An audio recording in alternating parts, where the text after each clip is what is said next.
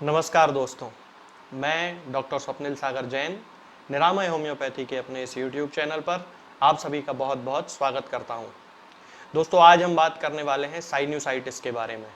तो आज मैं आपको बताऊंगा कि साइनूसाइटिस क्या है, ये किन कारणों से होता है, इसके सिम्टम्स क्या क्या हैं और किन होम्योपैथिक दवाओं से हम साइनूसाइटिस को पूरी तरह से खत्म कर सकते हैं। तो दोस्तों, साइनूसाइटिस के बारे में जानने के पहले हम ये जान लेते हैं कि साइनसेस क्या होते हैं। साइनसेस हमारे फेस में पाए जाने वाले कुछ एयर फिल्ड स्पेसेस होते हैं जो 4 तरह के होते हैं। इन्हें frontal sinus, ethmoidal sinus, स्फेनॉइडल sinus और मैक्सिलरी साइनस कहा जाता है। जिस बोन में ये एयर फिल्ड स्पेसेस पाई जाती हैं, उस बोन के नाम के अनुसार ही इनका नाम भी रखा गया है। फ्रंटल साइनस हमारे फोरहेड के इस हिस्से में पाए जाते हैं। हमारी आंखों के पीछे वाली हड्डी में जो साइनसेस होते हैं उनको स्फेनॉइडल साइनस कहा जाता है। इथमॉइडल साइनस हमारी आंखों के बीच में पाए जाते हैं और मैक्सिलरी साइनस हमारे गाल के इस हिस्से में जो स्पेसेस होती हैं उनको मैक्सिलरी साइनस यानी कि मैक्सिला बोन में जो स्पेसेस होती हैं उनको मैक्सिलरी साइनस कहा जाता है। इनमें से किसी भी साइनस में जब किसी भी प्रकार का इन्फ्लेमेशन हो जाता है किसी भी इन्फेक्शन के कारण, तब उस कंडीशन को साइनोसाइटिस कहा जाता है। साइनस में होने वाले इस इन्फ्लेमेशन के कारण विभिन्न प्रकार के सिम्टम्स देखने को मिलते हैं, जैसे कि बुखार आना, सिर में दर्द होना, आंखों में हैवीनेस होना, आंखों के ऊपर दर्द होना, स्नीजिंग होना, खांसी आना। ये सारे सिम्टम्स साइनोसाइटिस के साथ होते हैं। अब हम बात करते हैं साइनोसाइटिस के साइंस और सिम्टम्स के बारे में। तो मैंने अभी आपको बताया था कि साइनोसाइटिस में headache, sneezing, facial pen, fever आदि सिम्टम्स आते हैं। इसका जो हेडेक होता है वो डल कांस्टेंट एकिंग पेन होता है। इसके बाद अगला सिम्टम आता है थिक नेजल डिस्चार्ज का, यानी कि साइनोसाइटिस के ज्यादातर केसेस में बहुत ज्यादा नेजल डिस्चार्ज होता है, नाक से बहुत ज्यादा डिस्चार्ज निकलता है जो कभी ग्रीन कलर का होता है, कभी येलो कलर का पस लाइक डिस्चार्ज होता है। इसके साथ साथ ही मैक्सिलरी साइनोसाइटिस के कई केसेस में दांत में दर्द भी पाया जाता है। इसका एक और बहुत प्रमुख सिम्टम है पोस्ट नेजल ड्रिप, यानी कि नाक के पिछले हिस्से में से कंटिन्यूअसली कुछ ना कुछ डिस्चार्ज गले में होता रहता है। इस कंडीशन को पोस्ट नेजल ड्रिप कहते हैं, जो कि साइनोसाइटिस के साथ एसोसिएटेड सिम्टम है। इसके बाद आता है हेलिटोसिस। हेलिटोसिस मींस जब किसी पेशेंट के मुंह से बहुत ज्यादा ऑफेंसिव स्मेल आती है तब उस कंडीशन को हेलिटोसिस कहा जाता है। सामान्यतः ये साइनोसाइटिस के साथ ही एसोसिएटेड एक सिम्टम है। इसके अलावा कई पेशेंट्स में स्नीजिंग भी बहुत ज्यादा मात्रा में देखने को मिलती है। नेजल कंजेशन भी साइनोसाइटिस का एक सिम्टम है जिसमें पेशेंट को नेजल ऑब्स्ट्रक्शन की शिकायत होती है। एक्यूट साइनोसाइटिस के ही सिम्टम्स जब किसी पेशेंट में 12 सप्ताह से ज्यादा समय तक पाए जाते हैं तब उस कंडीशन को क्रॉनिक साइनोसाइटिस कहा जाता है। एक्यूट साइनोसाइटिस की ही तरह इसके भी बैक्टीरियल, वायरल और फंगल इन्वेजन आदि इसके कारण होते हैं। सामान्यतः क्रॉनिक साइनोसाइटिस को 2 भागों में डिवाइड किया जाता है। पहला होता है क्रॉनिक हाइपरप्लास्टिक साइनोसाइटिस। इसमें जो साइनोसाइटिस होता है वो नेजल पोलिप के साथ एसोसिएटेड होता है, और दूसरा होता है chronic sinusitis without nasal polyp, यानी कि उसमें क्रॉनिक साइनोसाइटिस के साथ नेजल पोलिप नहीं पाए जाते हैं। अब हम बात करते हैं इसकी डायग्नोसिस की। तो इसकी डायग्नोसिस का सबसे अच्छा तरीका है सीटी स्कैन। इसके अलावा कई लोग नेजल एंडोस्कोपी भी कराते हैं, तो नेजल एंडोस्कोपी से भी हम साइनोसाइटिस की डायग्नोसिस कंफर्म कर सकते हैं।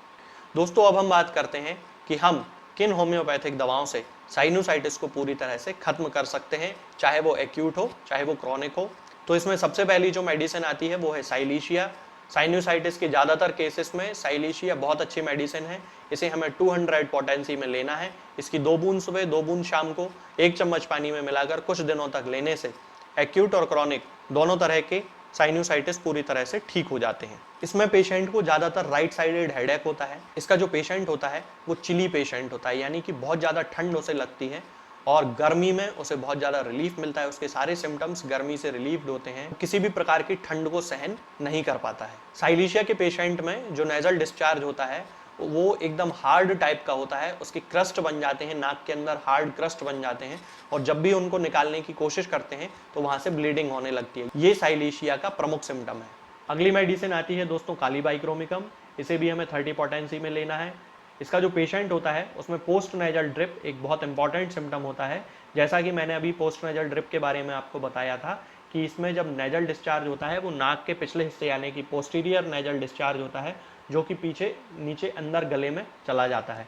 तो इस कंडीशन को पोस्ट नेजल ड्रिप कहते हैं और ये काली बाइक्रोमिकम का बहुत इंपॉर्टेंट सिम्टम है। इसमें पेशेंट को बहुत ज़्यादा हैवीनेस रहती है हेड में, आंखों के ऊपरी हिस्से यानी कि आईब्रोज के ऊपर उसको बहुत ज़्यादा दर्द होता है और सांस लेने में उसे तकलीफ होती है। इसका जो नेजल डिस्चार्ज होता है वो थिक येलो कलर का होता है और रोपी होता है, मतलब धागे जैसा वो खिंचता हुआ चला जाता है। तो इस तरह के यदि कोई पेशेंट है तो उनमें हमें काली बाइक्रोमिकम 30 पोटेंसी में देना है, 2 बूंद सुबह 2 बूंद शाम को 1 चम्मच पानी में मिलाकर। इसके बाद दोस्तों अगली मेडिसिन आती है मर्कसॉल। इसे भी हमें 30 पोटेंसी में लेना है। इसकी 2 बूंद सुबह 2 बूंद शाम को 1 चम्मच पानी में मिलाकर लेना है। इसका जो सबसे प्रमुख सिम्टम है वो है हैलिटोसिस, यानी कि मर्कसॉल के जो पेशेंट होते हैं उनके मुंह से बहुत ज़्यादा ऑफेंसिव स्मेल आती है। इनका जो डिस्चार्ज होता है वो ग्रीन कलर का होता है, जिसमें बहुत ज़्यादा बर्निंग होती है।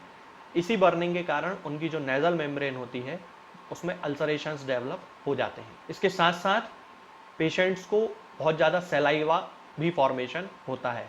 इसके बाद अगली मेडिसिन आती है दोस्तों पल्सिटिला। इसे भी हमें 30 पोटेंसी में लेना है। इसकी भी 2 बूंद सुबह 2 बूंद शाम को 1 चम्मच पानी में मिलाकर कुछ दिनों तक लेने से पेशेंट्स को बहुत ज़्यादा आराम मिलता है। ग्रीन कलर का नेजल डिस्चार्ज इसका भी प्रमुख सिम्टम है, लेकिन इसका जो डिस्चार्ज होता है वो ब्लेंड होता है, यानी कि उसके कारण पेशेंट को बिल्कुल भी जलन नहीं पड़ती है। इसका जो पेशेंट होता है उसे ठंडी हवा से आराम मिलता है, खुली हवा में उसे बहुत ज़्यादा आराम मिलता है और ये थर्स्टलेस होता है, यानी कि उसे बिल्कुल भी प्यास नहीं लगती है। पल्सिटिला के पेशेंट में जो नेजल डिस्चार्ज होता है उससे बहुत ज़्यादा ऑफेंसिव स्मेल आती है। इसके जो पेशेंट होते हैं वो माइल्ड और यील्डिंग टेम्परामेंट के होते हैं, यानी कि उनके व्यवहार में बहुत ज़्यादा सॉफ्टनेस होती है। इसके बाद एक बहुत अच्छी मेडिसिन आती है दोस्तों ऑरम मेटेलिकम। इसे भी हमें 30 पोटेंसी में लेना है। इसकी भी 2 बूंद सुबह 2 बूंद शाम को 1 चम्मच पानी में मिलाकर कुछ दिनों तक हमें लेना है। इसका जो पेशेंट होता है उसके सारे सिम्टम्स जो हैं वो रात में बढ़ जाते हैं। उसको दर्द होगा तो रात में बढ़ जाएगा, उसको नेजल कंजेशन होगा तो रात में बढ़ जाएगा, उसको स्नीजिंग होगी तो रात में बढ़ जाएगी। तो यदि इस तरह का कोई पेशेंट हमें मिलता है तो हम उसको ऑरम मेटेलिकम 30 पोटेंसी में बड़ी आसानी से दे सकते हैं। अगली मेडिसिन आती है दोस्तों स्पाइजीलिया। स्पाइजीलिया को भी हमें 30 पोटेंसी में लेना है। तरीका बिल्कुल वही है, 2 बूंद सुबह 2 बूंद शाम को 1 चम्मच पानी में मिलाकर। स्पाइजीलिया के केसेस में ये जो हेडेक होता है ये नेप ऑफ द नेक से स्टार्ट होता है और आगे लेफ्ट आई के ऊपर तक आ जाता है। अगली मेडिसिन आती है दोस्तों काली आयोडम। इसे हमें 30 पोटेंसी में ही लेना है। 2 बूंद सुबह 2 बूंद शाम को 1 चम्मच पानी में मिलाकर।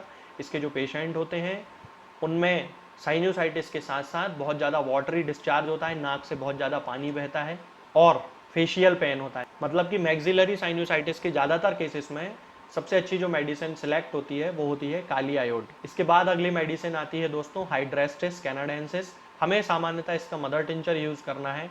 इसकी 10-10 बूंद सुबह शाम आधे कप पानी में मिलाकर हमें इसका उपयोग करना चाहिए। इसके जो पेशेंट होते हैं उन्हें ठंड बहुत जल्दी हो जाती है, सर्दी बहुत जल्दी हो जाती है और इसके जो पेशेंट्स होते हैं उनमें स्काल्प और नेक के मसल यानी कि गर्दन के मसल्स जो होते हैं वो बहुत ज़्यादा पेनफुल होते हैं। पोस्ट नेजल ड्रिप इसका भी एक बहुत इंपॉर्टेंट सिम्टम है, जिसमें येलो कलर का म्यूकस का डिस्चार्ज होता है जो कि बहुत ज़्यादा थिक होता है और इसके रूट ऑफ द नोज़ यानी नाक के इस हिस्से में बहुत ज़्यादा हैवीनेस पेशेंट को फील होती है। तब उस कंडीशन में हमें हाइड्रेस्टिस का मदर टिंचर उपयोग करना चाहिए। दोस्तों अब मैं आपको बताता हूँ एक ऐसे कॉम्बिनेशन के बारे में जिसका उपयोग करके हम एक्यूट और क्रॉनिक सभी तरह के साइनोसाइटिस के केसेस को पूरी तरह ठीक कर सकते हैं। सबसे पहले मैं बात करता हूँ एक्यूट केसेस के लिए। तो एक्यूट केस में आपको हाइड्रेस्टिस का मदर टिंचर लेना है। उसकी 10-10 बूंद सुबह शाम आधे कप पानी में मिलाकर उपयोग करना है और उसके साथ साथ साइलीशिया 30 पोटेंसी में 2 बूंद सुबह 2 बूंद शाम को 1 चम्मच पानी में मिलाकर और काली आयोड भी 30 पोटेंसी में 2 बूंद सुबह 2 बूंद शाम को 1 चम्मच पानी में मिलाकर उपयोग करना है। इसके कुछ दिन तक उपयोग करने से एक्यूट साइनोसाइटिस के सभी तरह के केसेस पूरी तरह से ठीक हो जाते हैं। इसी कॉम्बिनेशन का उपयोग हम क्रॉनिक साइनोसाइटिस में भी कर सकते हैं, लेकिन क्रॉनिक साइनोसाइटिस में हमें इस कॉम्बिनेशन के साथ साथ पेशेंट के कॉन्स्टिट्यूशन को सूट करने वाली उसकी बेस्ट कॉन्स्टिट्यूशनल मेडिसिन का चुनाव जरूर करना है, यानी कि वो मेडिसिन जो उसके सिम्टम्स से सबसे ज़्यादा मैच करती हो। जो भी मेडिसिन मैंने आपको बताई है साइलीशिया, काली बाइक्रोमिकम, पल्सिटिला, हाइड्रेस्टिस, इनमें से जो भी मेडिसिन के सिम्टम्स पेशेंट में पाए जाते हैं उनकी 200 पोटेंसी के साथ इस कॉम्बिनेशन का उपयोग करने पर